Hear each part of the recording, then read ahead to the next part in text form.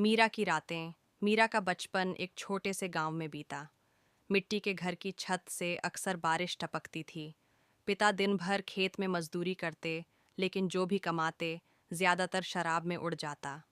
माँ घर घर जाकर बर्तन मांजती थी। मीरा को पढ़ाई का बहुत शौक था। गांव के मास्टर जी कहते थे, लड़की तेज है, पढ़ेगी तो जरूर कुछ बनेगी। लेकिन किस्मत ने जल्दी ही झटका दिया। 5वीं के बाद फीस भरने के पैसे नहीं थे।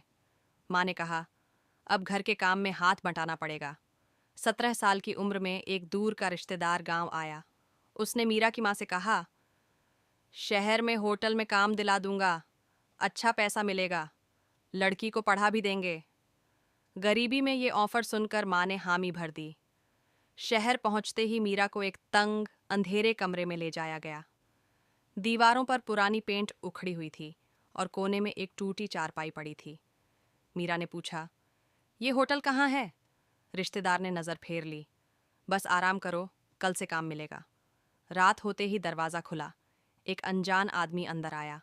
मीरा ने घबराकर कहा, आप कौन हैं?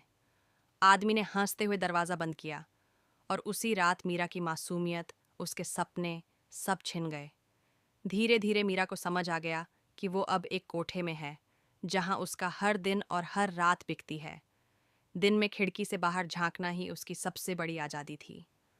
रात में अलग अलग चेहरे आते, कुछ पैसे से ताकत खरीदते, कुछ सिर्फ अकेलेपन से भागने आते। पहले पहल मीरा रोती रही, लेकिन वक्त के साथ आंसू भी सूख गए। उसने मुस्कुराना सीख लिया, एक बनावटी मुस्कान जो सिर्फ ग्राहक को खुश करने के लिए होती। इंसानियत की एक झलक। एक रात करीब 20 साल का एक लड़का आया। उसके हाथ कांप रहे थे, चेहरा डर से पीला पड़ा था। मीरा ने मुस्कुराकर पूछा, पहली बार आए हो? लड़के ने हाँ में सिर हिलाया। पर मैं यहाँ करने नहीं आया, बस आपसे बातें करने आया हूँ। उस रात दोनों ने घंटों बातें की। गांव, खेत, बचपन की शरारतें, माँ के हाथ का खाना। जाते जाते लड़के ने 500 रुपये मीरा के हाथ में रखे और कहा, ये आपके लिए है, आपके जिस्म के लिए नहीं। सालों बाद किसी ने मीरा को सिर्फ एक औरत के रूप में नहीं, बल्कि एक इंसान के रूप में देखा था।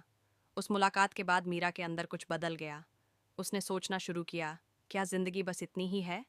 उसने चुपके चुपके पैसे बचाने शुरू किए, भरोसेमंद ग्राहकों से मदद मांगी, कई बार भागने की कोशिश की, लेकिन दलालों ने पकड़कर उसे बुरी तरह पीटा। आखिरकार एक रात एक महिला एनजीओ की मदद से पुलिस ने उस कोठे पर छापा मारा। मीरा के साथ कई और लड़कियां बाहर निकाली गईं। पहली बार मीरा ने रात के आसमान को बिना जाली और सलाखों के देखा। अब मीरा एक छोटे ढाबे में चाय बेचती है। सुबह की पहली किरण उसके लिए उम्मीद लाती है, और रातें अब सिर्फ सोने के लिए होती हैं, बेचने के लिए नहीं। हाँ, उसका अतीत अब भी उसकी परछाई की तरह साथ है, लेकिन अब वो अपने नाम से जानी जाती है, किसी रंडी के नाम से नहीं।